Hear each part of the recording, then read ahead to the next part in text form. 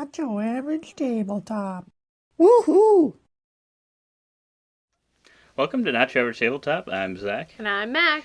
and today we're giving our first impressions of New York Zoo, Uwe Rosenberg. which is an Uwe Rosenberg game coming from Capstone Games and Feuerland.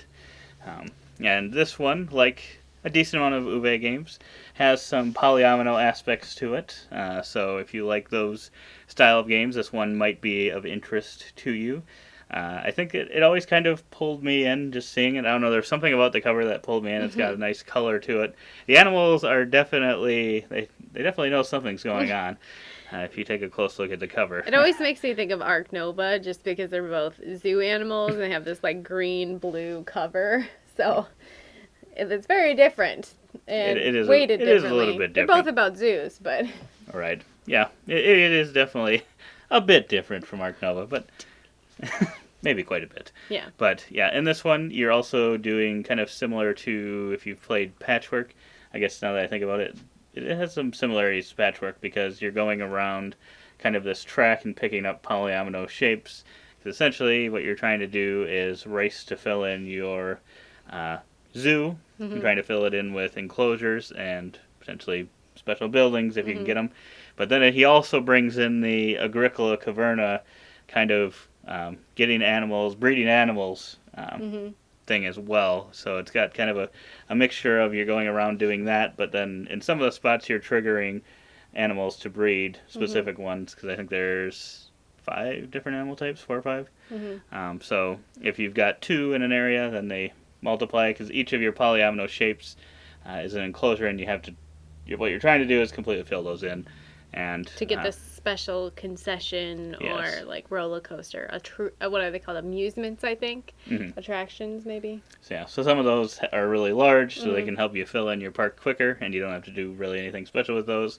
And then other ones are kind of the single space ones and stuff to fill in kind of smaller gaps in your park. So that is one of the reasons why you would have to potentially breed some more animals, and also to add new tiles into your park, the enclosure ones, you need to at least be adding 1 animal per time. So you've got that, and then you've got spaces where you can just pick up 2 animals as well. So it's got some patchwork vibes to it, but you're placing on the tiles like a Cascadia, or Ooh. and then you're breeding animals like an Agricola. So you're just bringing all these together. My Even goodness. though Cascadia was not Uwe. I was going to say, I was going to be really impressed if all of those were Uwe. Cascadia was not. I don't know if he's got a game that you fill in the polyomino shapes themselves, but this one is it for him. All right. So, what were your initial thoughts on this? Were you excited about this one or not really? I had seen it around, but I guess I didn't really know anything about it. I thought the animals were cute on the box. So, sucker for that. We have like Barren Park, I think. Like Ark Nova we have, Dinosaur Island we have. So like I feel like it's really adjacent to that already. So we kind of already have this style of game in our Theme of game though? yeah, I guess. I'd say the Barren Park is a similar style too, because you're filling that one in. And it is polyomino That one shaped, is. and yeah. Park Nova doesn't, does it? Well, you're filling in your park section. It's not Oh, yeah, polyomino shaped, that's but true. it's those hexagon things. That's true. It's kind of polyomino adjacent, I suppose. So, I guess I didn't know, but it really is probably similar. We have, I think, other similar options in our That's true. collection. But I think that it is super interesting, going around this. I guess you wouldn't really call it the. I just can't think of any word. Rondelle? Yeah. Would you call it a rondelle? I think it would be, because Yeah. you're only going one way around it, and Only so once many you go past spaces. it, yeah. So I think that's really unique. The breeding aspect, it gets a little wild. Like, there's just kind of these rules, and they're not complicated, but you have to play them, I think, to understand them. And it's like, you can move the animal in at this point, and if you breed, then you can do this with the animals. And if you do that, then you can also move. And then on the 2-player variant, if you breed, well, then you get a breeding adjacency bonus.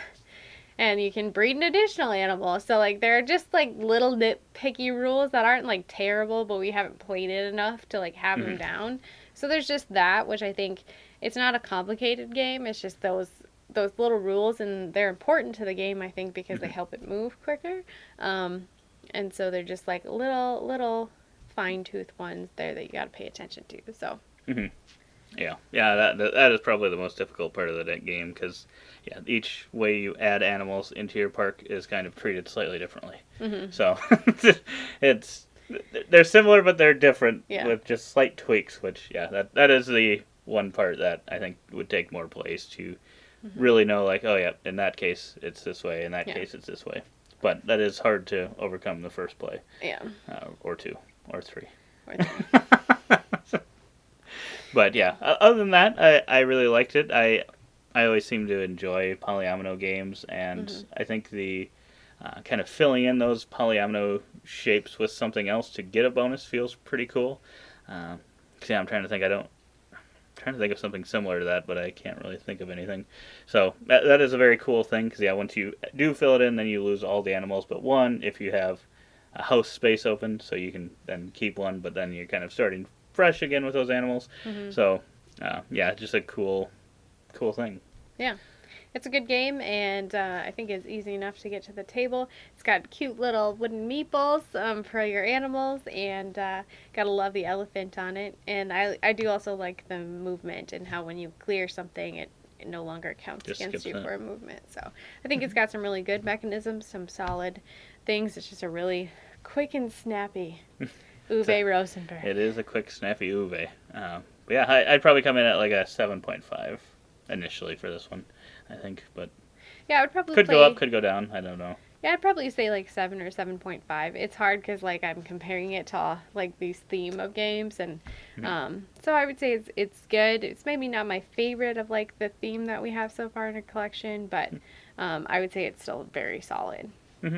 Yeah, I would agree. But yeah, if you want to kind of see some of those components, like the only one that has multicolors is the penguin, which gives him a little belly so he doesn't just look like a black bird.